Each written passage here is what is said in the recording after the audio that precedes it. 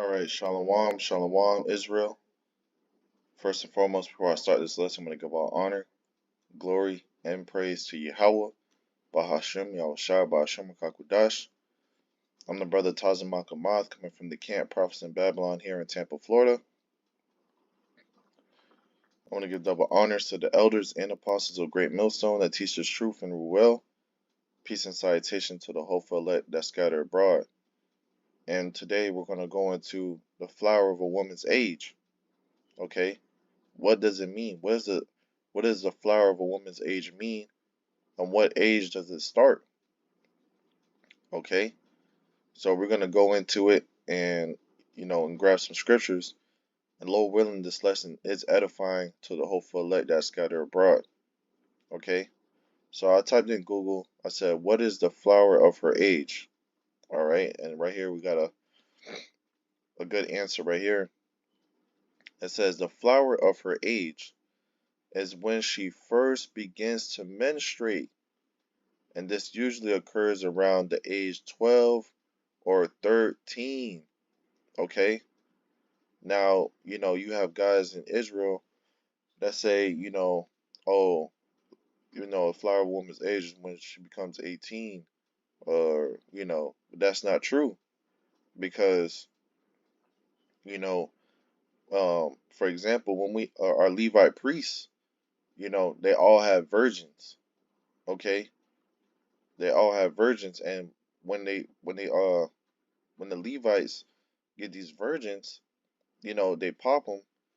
They'll be at a young age, around 12 or 13, because that's the age they become from a girl to a woman.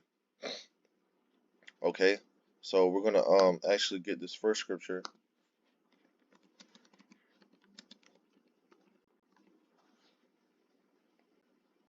All right, this is Ezekiel chapter 3, verse 1. All right, because being part of this truth, you're gonna have to eat this whole roll, man. All right, you got to teach the good and the bad, right?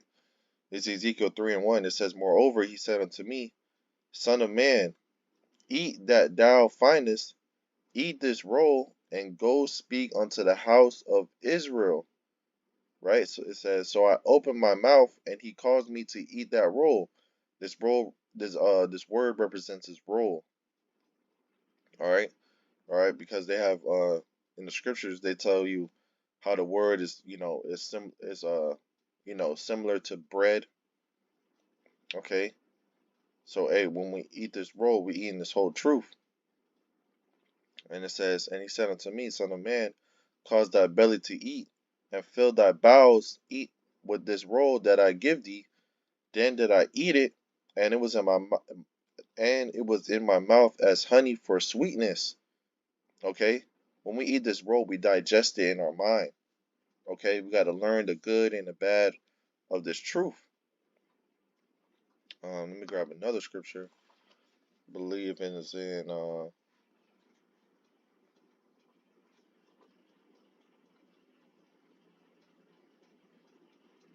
Jeremiah 26.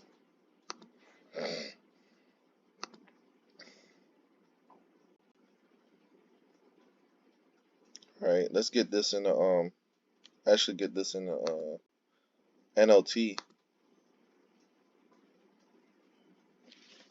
All right, this is Jeremiah 26 and 2.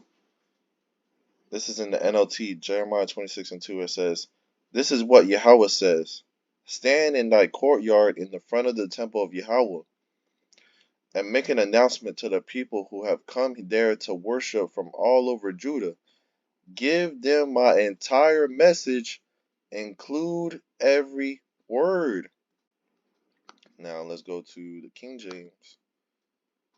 And it says, thus saith Yahweh, stand in the courts of Yahweh's house, and speak unto all the cities of Judah, which shall come to worship in Yahweh's house, all the words that I command thee to speak unto them, diminish not a word. So we're supposed to teach you the good and the bad. All right, the bitter and the sweet. Okay, because the Bible tells you all around of life, how things go, how things move. All right, You know, people don't like to touch, certain topics, but we're supposed to eat this whole roll and go out to Israel and teach them this truth. So if you don't eat this whole roll, how you gonna teach them the whole truth? If they come up to you with this question, people don't like to touch the grape doctrine. People don't like to touch the flower of a woman's age doctrine because men get emotional, man. Oh, because I got a daughter or whatnot. No, man, we're supposed to teach this whole truth so Israel can know. All right, this was back in the ancient times. All right, because you got men out here that slander, our elders and apostles, for teaching the Bible, man. So let's actually show that that marriage is sex. Okay, so let's go to Genesis 24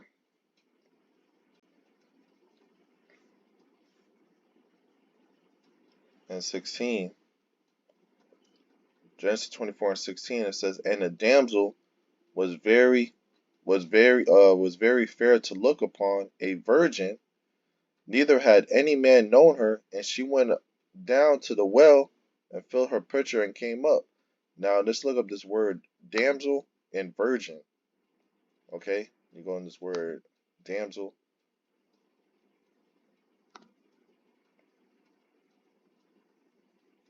in the Hebrew. Strong's H 5291. Na'ara. Na'ara. Na'ara, right? And it says girl, damsel, female servant. It says of young woman, marriageable young woman, concubine. Okay, so she was a marriageable young woman. Now let's go to um right here. Let's go to the word virgin.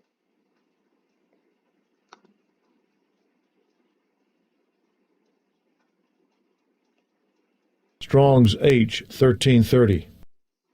Bethulah. Bethulah. Bethulah, it says virgin, but in I know in the New Testament it tells you how it's a young woman.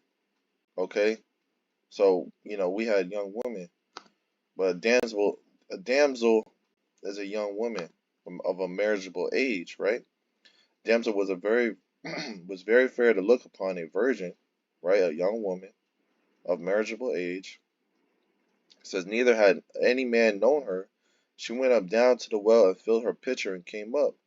And the servant ran to meet her and said, let me, I pray thee, drink a little water of that pitcher. And she said, oh, Salakia. Let's skip down. So we know what the damsel is. All right, so let's skip down to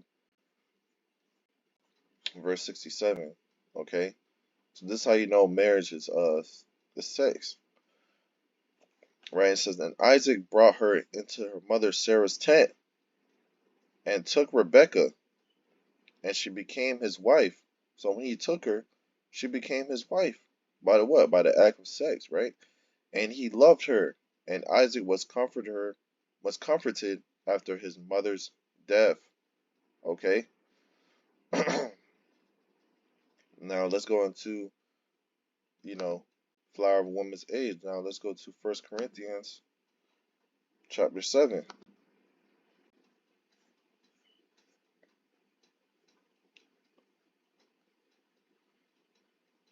All right. 1 Corinthians 7 and 36. It says, but if any man think that he behaveth himself uncomely toward his virgin, if she pass the flower of her age, and need so require, let him do what he will. He sinneth not. Let them marry. Okay? So we went into what marriage is, according to the Bible. Okay? And we showed you how, once a woman hits that, the flower of her age, right here, when she first begins to menstruate, so her first cycle, her first period, around the age of 12 or 13, then they can marry, then they can have sex. All right, verse 37. Nevertheless, he that standeth steadfast in his heart, having no necessity, but have power over his own will, and hath so decreed in his heart that he will keep his virgin, doeth well. Okay. Now let's go into the book of Sirach, because when these women, they first have they when they first become women, from girls to women, that's when they start becoming in heat. So let's get this. Sirach 26 and verse 10. Okay. And this is what because the father, when he had a virgin, that was his property. That was his possession. So when he wanted to give away his daughter, he wanted to give his daughter away to a man that had understanding and of substance. Okay, that was wealthy. All right. And now it says, Sirach 26 and 10, it says, if thy daughter be shameless, keep her in straitly, lest she abuse herself through overmuch liberty. Okay, so you know you have to keep her straightly, man. Put her in watch over her, because if you let her go, she gonna overmuch. She gonna go overboard. You see what's happening with these women that don't have men in their lives, that don't have a father in their life. They just abuse themselves, man. Their value goes down. They don't know their worth. They sleep with anybody. You know, you see that. Oh, you see that happening a lot, spreading across the world. They don't have no respect for themselves, because hey, they weren't kept in straightly. Their dad didn't teach them. Their dad wasn't around. So she abused herself through overmuch liberty. You see that with the man in one video, when the dad caught his daughter with two men in his house. He whooped her ass, man. But that's because she was at that marriageable age, looking for, she was in heat. Okay, but if you don't keep her in straight, she's gonna abuse herself. She's gonna sleep with a lot of men. Okay, by the age of 18, she's gonna be all up through there, man. Okay, let's go to the book of Sirach, chapter 42.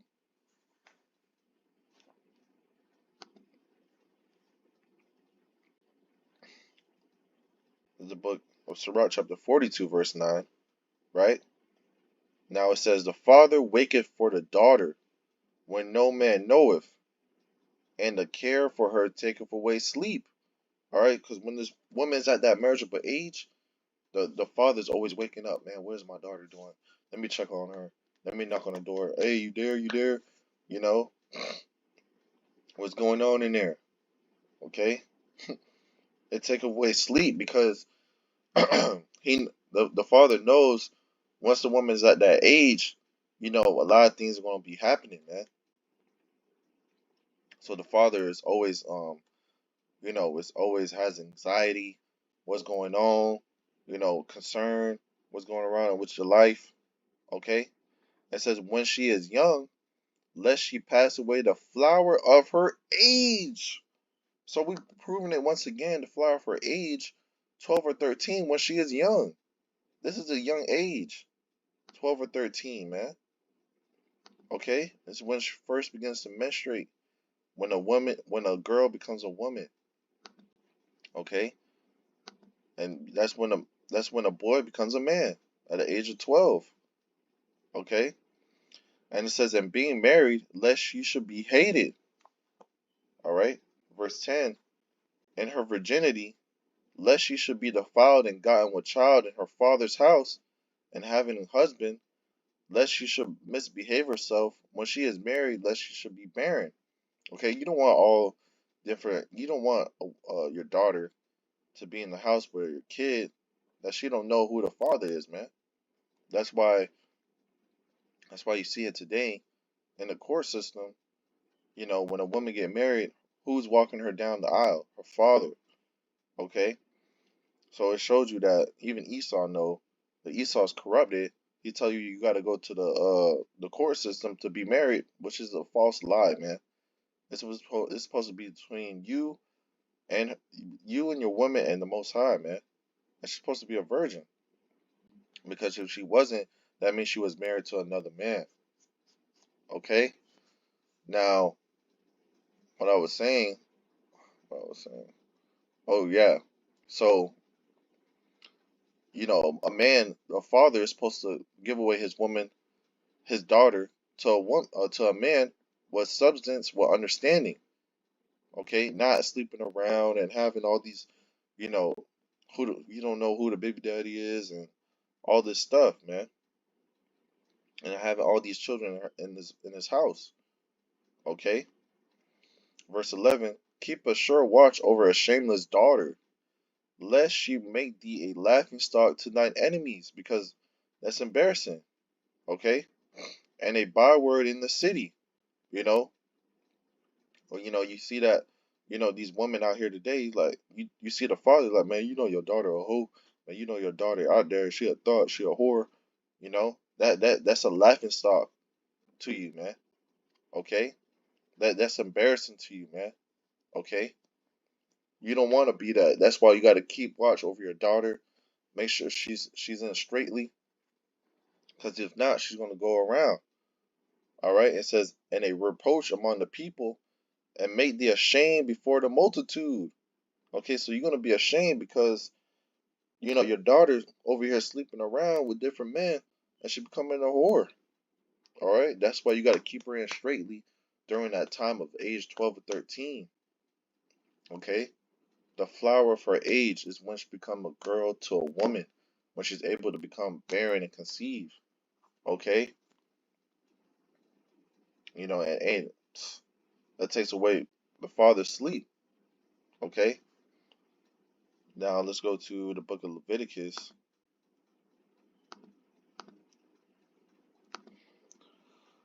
15, verse 19. And it says, and if a woman have an issue, and her issue in the flesh be blood, she shall be put apart 7 days. So this is a time when a woman is menstruating, okay? When she has her period. And it says, and whosoever touch her shall be unclean until the even. Okay? And guess what, man? We in captivity, we under our oppressor, and we work with, hey, you may work with a woman, you may, get food from a woman that's on her cycle. And and that's why, we have to believe on Yahweh Shai, man. We're not gonna be saved by the law, okay? Because if we were, we'll be destroyed. Okay, that's why we have Yahweh Shai. And it says, and everything that she lieth upon in her separation shall be unclean. Everything also that she sitteth upon shall be unclean. And whosoever toucheth her bed shall wash his clothes, and bathe himself in water, and be unclean unto the even. And whosoever toucheth anything that she sat upon shall wash his clothes, and bathe himself in water, and be unclean unto the even. And this is why, when a woman is on her, you know, cycle, we're supposed to separate from the woman. We're not even supposed to be around you. That's why in the kingdom, when our wives are not going to be sleeping in the same house. That's why our wives are going to be separated, and sleep in different houses, because when a woman sleeps, when a woman and another woman, they, say they share a house, their cycle tends to sync, you know, because hey, here it is, you have your one wife, she's on her cycle, and you want to go, chill with your other wife, but she's on her cycle because she's sleeping in the same house as your other wife. That's why they're gonna be separated. That's why when you have your one wife, she's on her cycle, you go to your other wife and chill with her, and do whatever with her. Okay? Verse 23, it says, and if it be on her bed, or anything whereon she sitteth, when he toucheth it, he shall be unclean unto the even. And it says, mm, It says, and if any man lie with her at all, and her flowers be upon him, he shall be unclean 7 days, and all the bed whereon he lieth shall be unclean.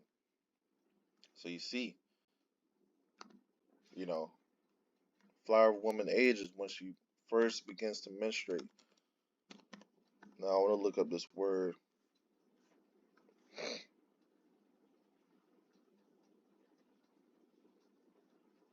I want to look up this word.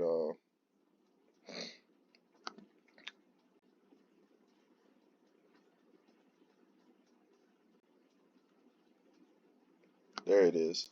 This is in the Greek.